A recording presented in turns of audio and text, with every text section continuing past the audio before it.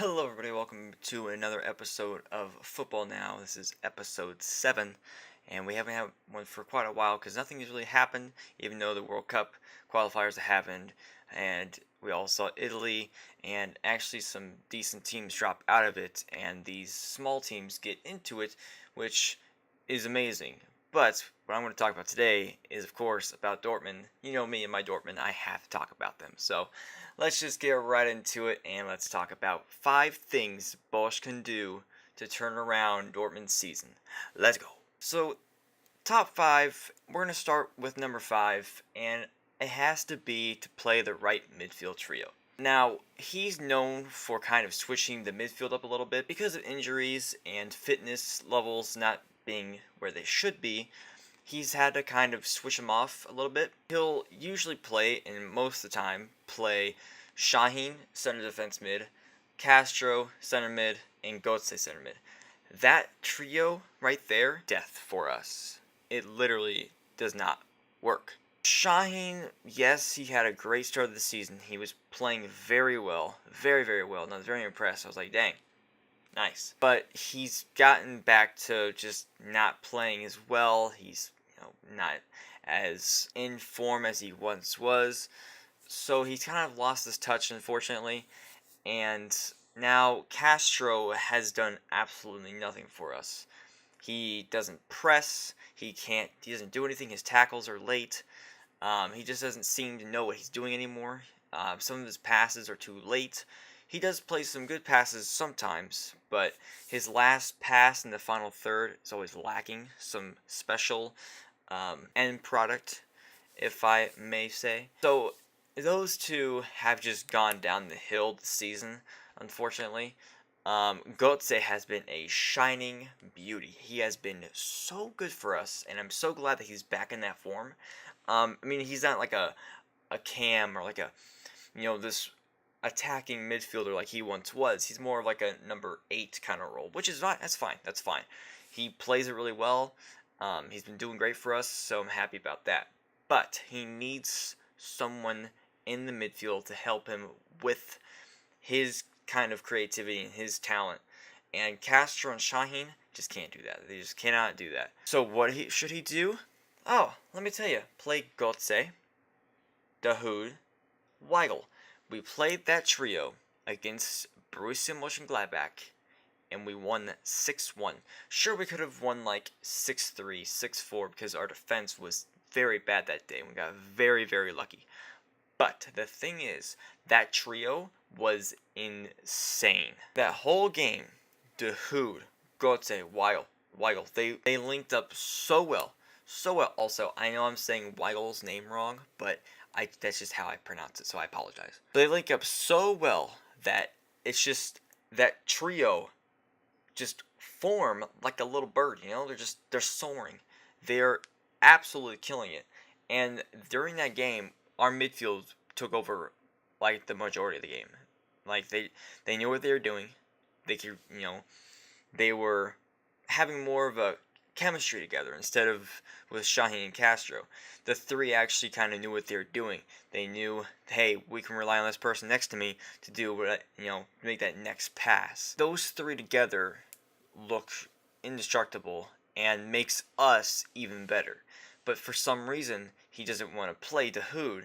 And I've heard that he's not as fit as he should be. He's not 100%.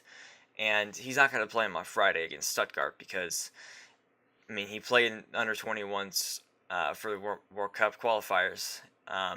And he played, I think, a 42-minute game and I think a full 90, if I'm right. So he's not going to probably play him because he needs the rest. So he's going to probably most likely play Castro, which is going to be terrible for us. But I'm hoping he plays Kagawa ahead of Castro. So it'd be Götze, Kagawa, Weigl. And that's also another good one too, because Kagawa, yes, he's not the best defensively, but he does help, with what he can do. But attack-wise, he's quiet sometimes, and most of the time he is. But he can definitely help when he wants to. Like, his passes sometimes are unbelievable. Like the goal against Apoel, the pass he made to Guerrero, it was beautiful. So that's number 5. getting that midfield trio to connect, get the right thing going, and that should definitely help us in the long run. But number 4, signing a defender. Yes, we just signed Toprak, and we have Toprak, Bartra, Socrates, Subotic in our use. Zagadou as well. But I feel as though since Subotic is most likely going to leave, Toprak's on the best of form, Socrates is the same, he's not in good form either. Bartra and Zagadou have been just perfect for us. I really want to see Bartra and Zagadou play together because those are our 2 best defenders at the moment. But I'd say to get someone who knows the system and who's worked with Bosz, I would say get Dilek because the guy, I believe he is 18, 19 years old. He's young. He's very young, but he knows what he's doing. He knows the system. He knows what he's calm on the ball just like Zagadou. He likes going forward from what I've seen. And if you get someone who's worked with the person who just came to your club and he knows exactly what to do, it's going to be easy pickings. But it could be a challenge because it's the Bundesliga, and that's, they're Arrivades, so it's a bit different quality. And I'm not saying it's a bad league. It's a great league.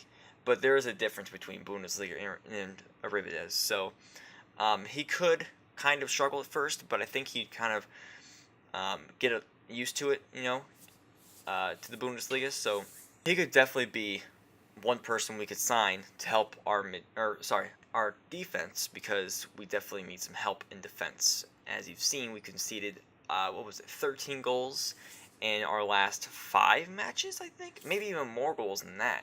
I can't remember, but it was something like that. It's a ridiculous amount of goals in just a few matches, and it's so stupid because of our defense and of course the high line, which I will get to soon. So that's number 4. It's a short one, but I think it's like the one defender that we could definitely use in our defense to help us. So number 3, signing a box-to-box midfielder. Now I already talked about having our midfield trio, Götze, De Hood, and Weigl. But if De Hood's not going to play, and he's not going to fit into the system or with Dortmund at all, which I really hope he does, because he is a very, very talented player, and I love him. Like the games he's played, sure he kind of struggled, but you could see that he's definitely going to fit in the system eventually. Bosz just needs to have time with him and let him get into it. But will he? I'm not sure. But it sounds like Bosz wants to sign another midfielder. And there's 2 people actually, that I think could definitely be suited for our team. Now, we are heavily linked with Emre Can from Liverpool, since he is leaving next summer, it looks like, because he doesn't look like he's going to sign a contract. So he's going to leave on a free. That's perfect for us, because we don't have to pay anything. I know Juventus, I think Barca, possibly. A couple other people are going after him. I think Chelsea as well. So it's going to be a big competition. But if we could get him, that could be very, very nice. Sure, he's not like the best, but he has a lot of quality, and he doesn't really well at Liverpool. He struggled at times, but you could see last season that he played very, very well. And did you see that overhead kick goal? What you talking about? So I could see him playing very well in our system. He's very physical. He can get up, and going forward, he's very good at that too, because you can see that with Liverpool, he gets scoring chances a lot of the times because he's always pushing forward. His pressing's nice, so he could definitely fit in. Plus, people say he's kind of like a leader in a way, and it's like, yeah, I could kind of see that, but he could definitely help Dortmund. Defensively, press-wise, attack-wise, just anything pretty much midfield. So he's one person I go for. The second person I would go for would be Kovacic from Real Madrid. Now, this is a person that we've actually talked about a while back. Not me, but like rumors and other sites and stuff have talked about us kind of being linked to Kovacic, but it never happened, and it didn't look like it was going to happen in the first place. So that's one person I would definitely go for too, because he is very, very smart. If you watched him with Madrid, he is amazing. He's kind of like Modric in a way, but of course Modric is like on another level. He's insane, like one of the best midfielders right now in the world. So you can't really compare the both together, but Kovacic, very, very good. Plus he's working with Modric, so he's just getting better and better. He's having this veteran pretty much teach him, and he's 23, I believe, Kovacic, 23, 24. So he's learning from one of the best right now. And if we could snatch him up, that would be amazing. I don't see him being really, really high in price. I'd probably say like 30, 40, maybe even 20, because I think that's what he was last time we were linked with him. I could definitely see us getting him in a way, because he's, like I said, very smart. He knows what he's doing. Defensively, he's very, very good.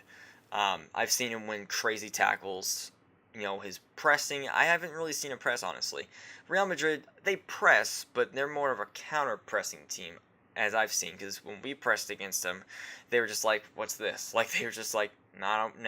I could see Kovacic definitely fitting into the system. Emre Can, I think, would kind of fit a little better in a way. I don't know why, I just feel like he kind of fit more. German team, they all get along, buddies, Kovacic, he could kind of soothe into it, especially since Pulisic is a little Croatian, so I think he can actually speak a little Croatian too, but I'm pretty sure Kovacic can speak English and all that. But anyways, I don't know why I'm talking about languages all of a sudden, but yeah, I think Kovacic can definitely fit in. I don't know, I just feel like he can be a very good player for us.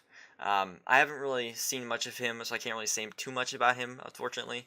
But I just know that he's very talented, and he could definitely help a team in need. And we are a team in need, so I could say that Kovacic could definitely help. And then the third person I'd say is Dahoud. Simple as that. If you don't sign anybody, just use Dahoud. That's basically it. Dahoud can do what I would want in a box-to-box midfielder. You just need to give him time. Give him confidence. Let him get adjusted to the system. Just wait for him, because he will become a very, very versatile and bright player for us. So just, Bosz, please, if you're looking at me and listening to me, are you looking at me? Good. Keep the man. Number 2 on the top 5 would be to stop the high press line. Now, please, Bosz, stop it. Just stop. Stop it. This high pressing is not going to work. It's going to make us fail. Now, if we get used to it, which I don't think will happen, I don't think you can get used to that. It's just literally balls going over your back line, which sounds weird. Realistically, it's the easiest way for people to score. It's just, right over, through pass. They can't catch up to me. So, I've already talked about it before in the other video, so I won't get into it a lot like I did. So, basically, we need to stop that, because it's, giving away goals. We're conceding 1,000 goals, and it's not good for us. Makes our defense look terrible, because they aren't terrible. Well, at the moment they are. But if we didn't have to press that high, they wouldn't be having these issues. They wouldn't be getting sent off. Zagadou, he got sent off. It wasn't a red card. It was more of a yellow. But he had to do that tackle, because he had to stop a goal. And he did, but it cost a red card. So he needs to stop that. And I'd say, yes, you can press, but not the defense. Defense needs to stay back, because if they counter, you have to be ready. And we're not ready. We're never ready. I saw images of, literally, against Bayern, Hummels saw Lewandowski making a run past Socrates and Toprak. They both just sat there ball watching Hummels like, oh my god, he's about to send this ball. Where's it going? Well, where do you think it's going? It's going to go behind you, because Lewandowski is to your left, and he's going to run past you, and he's going to possibly score. And what did they do? They just sat there and looked at it. He kicked it in the air. He's like, oh man, wonder where that's going. And boom, Lewandowski's right behind him running. So that's another thing, a major thing he needs to work on. If he can get it to work, then, bravo. But will he? Probably not. So that's number 2 for top 5. And then number 1, Uno. That's actually 2. This is going to be, we need Aubameyang to score. Simple as that. Without him scoring, it's bad. And I'm not saying we have to rely on him. And I'm not saying it's his fault. Every striker goes through a phase where they just don't score. And he did it last season, and we got used to it, like, okay, it sucks, but it's going to happen. And he's doing it this season again. Except this time I think it's a little longer. But it's going to happen. And it sucks to see him not score, because he's such a great striker, and he's done so much for us.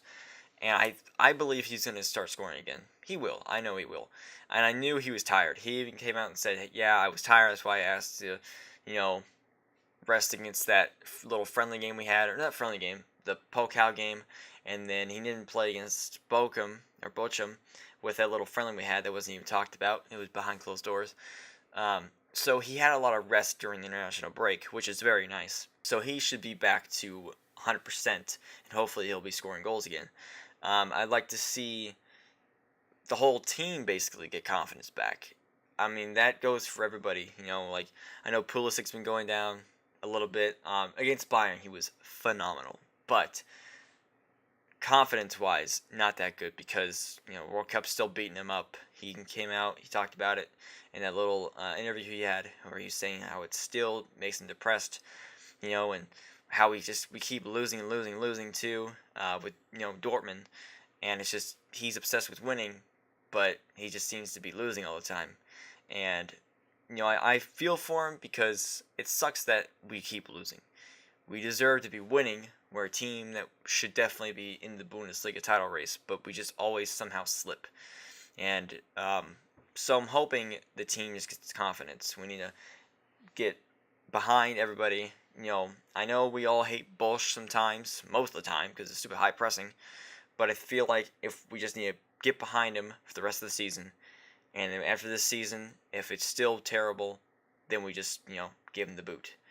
I say we give him the boot anyways because I don't see a future with Bosz anymore, especially since what he's done with his team. I just don't. I feel like we're going to get a new coach, which I'm okay with. I'm just hoping we get the right one. But like I said, for this one, we need confidence. We need everybody to just be together so we can be a team and just fight for the Pokal. Hopefully get into the Champions League, but if we don't, it's okay. I mean, it's not the end of the world. I don't think we will. It's a very slim chance, and it's probably not going to happen.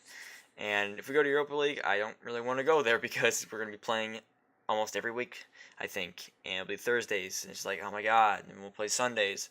I don't like it. I hate it. So that's what I want. For number one, we need confidence and Aubameyang to score. So guys, I hope you guys like my top 5 stuff that could hopefully improve Dortmund in this rest of the season. I'm hoping Bosz can, bring some confidence back in this team, like I said, because you can just see the lack of confidence in the team, and it sucks. It really does. I hate seeing us down like this, but I feel like if we come together as a team, get confidence back, and we could definitely come back and at least get second place. Second place, maybe in Pokal if we beat Bayern. I feel like we can beat Bayern in Pokal, but since they have it at home, it's going to be pretty tricky. It's going to be very tricky. They have a home advantage, and they're very, very good at home. So, last time we beat in Pokal was at home, but, I mean, we were very lucky to win. So, we'll see what happens. But I hope you guys liked my top 5, and I hope you guys liked this episode of Football Now. Thank you for watching. Thank you for joining me. And I will see you guys next time. Peace.